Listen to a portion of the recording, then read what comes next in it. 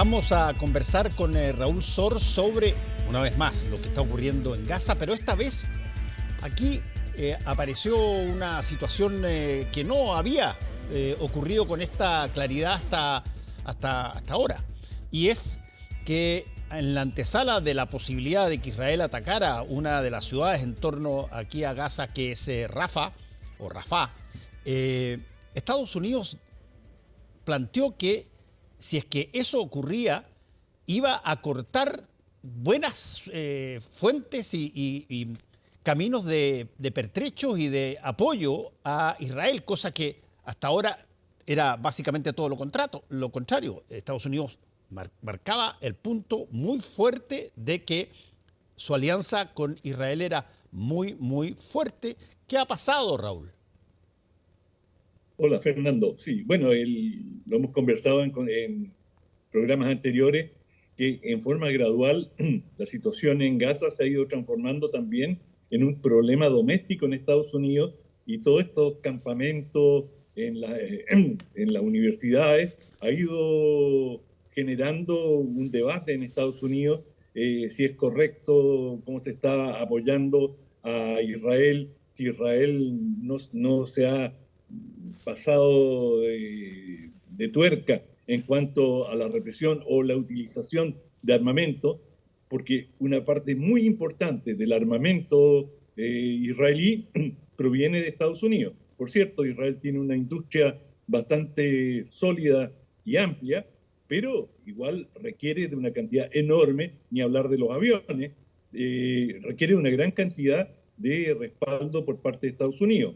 Y la ayuda que recibe en términos económicos es formidable. Es decir, este año va a recibir 4.000 millones de dólares, que es casi Chile gasta al año en toda su defensa, en las tres ramas, gasta un poquito más, 5.500 millones de dólares, por ahí, varía un poquito de un año al otro, pero más o menos esa es la cantidad. Y Israel está recibiendo el 80% de esa cantidad en un año.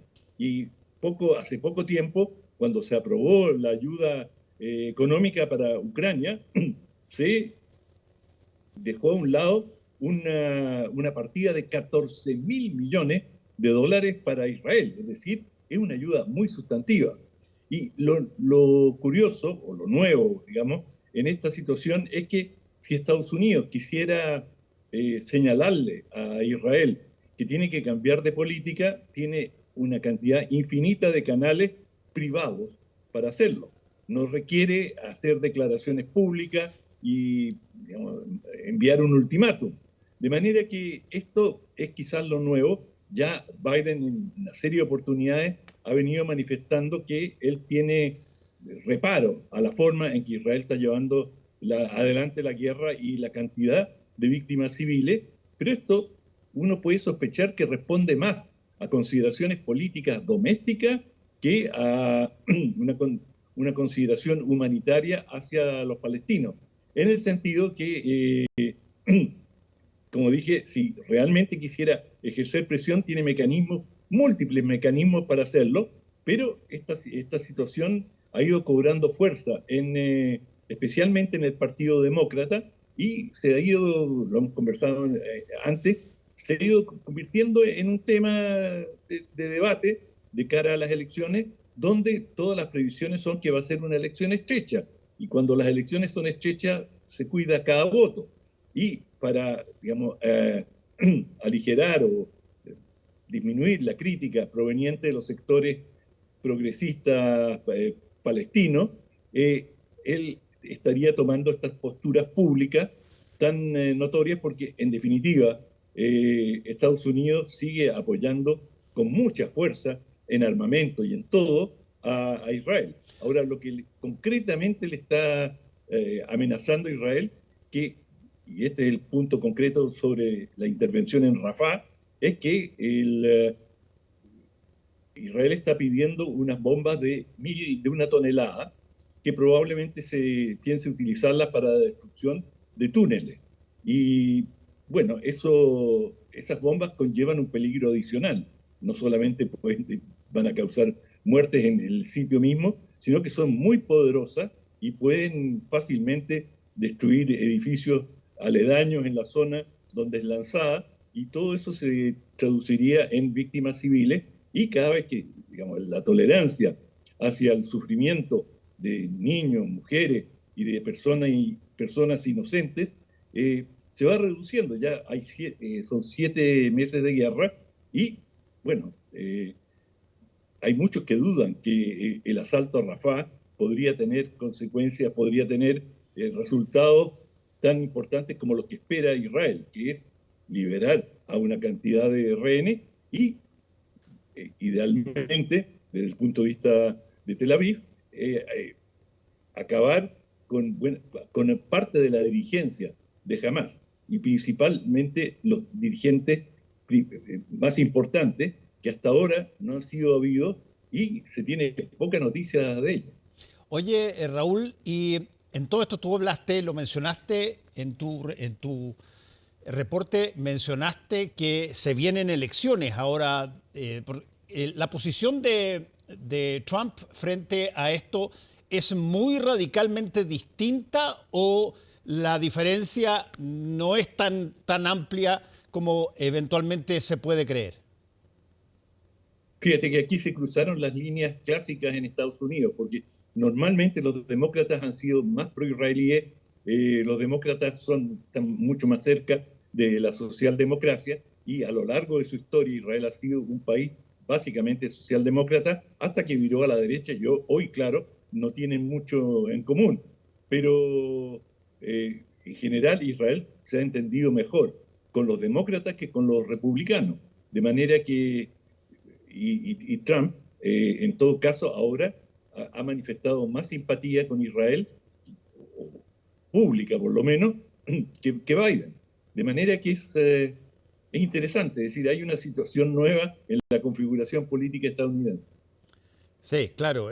Por eso te preguntaba. Efectivamente, da la sensación de que se cambiaron los aliados sin que sean del mismo país, digamos. Sigue siendo Estados Unidos, pero hay una cercanía mayor de los republicanos hoy día a el Israel de Netanyahu que de los demócratas de Biden con Netanyahu. Claro, y en el pasado, por ejemplo, Israel tuvo bastantes fricciones con los republicanos, especialmente con el presidente Reagan. De manera que sí, pero esto es cambiante. Si fuera otro el candidato demócrata, a lo mejor no es un tema estructural, no es un tema que está en los principios de alguno de los partidos, sino que depende más de la coyuntura. Pero en esta coyuntura particular parece haber más cercanía con los republicanos que con los demócratas, me refiero a los israelíes. Oye, y la otra cosa que te iba a preguntar es el mundo palestino dentro de Israel también tiene diferentes agrupaciones y diferentes posiciones, y algunos son más religiosos, otros son más laicos, en fin. ¿Cuáles los pareceres y las visiones que se tienen desde los palestinos a lo que está ocurriendo? Bueno, hay una división fundamental. Hamas es la línea dura que no reconoce al Estado de Israel, versus Fatah y todos los movimientos y organizaciones que están alrededor del Fatah, que han gobernado durante mucho tiempo al mundo palestino, que creen que una cooperación es necesaria, y lo que ha buscado al Fatah es reconocer a Israel a cambio de un reconocimiento de Palestina, y pugnar por la gestación de un Estado palestino a través de la negociación. Jamás piensa que eso no es posible, y por eso ha optado por la vía armada. Pero hasta ahora los resultados para Hamás no han sido buenos. En cambio, si alguien se acercó hasta cierto punto a la gestación de un Estado, fue al-Fatah, o la Autoridad Nacional Palestina, que estuvo mucho más cerca con su estrategia de colaboración de conseguir el reconocimiento de un Estado palestino. Y ese tema sigue todavía sobre la mesa. Y por último, tú mencionaste las manifestaciones que habían en las universidades estadounidenses, y que eso, incluso lo dijiste así, puede haber sido uno de los factores que hizo cambiar la mirada por lo menos del actual gobierno.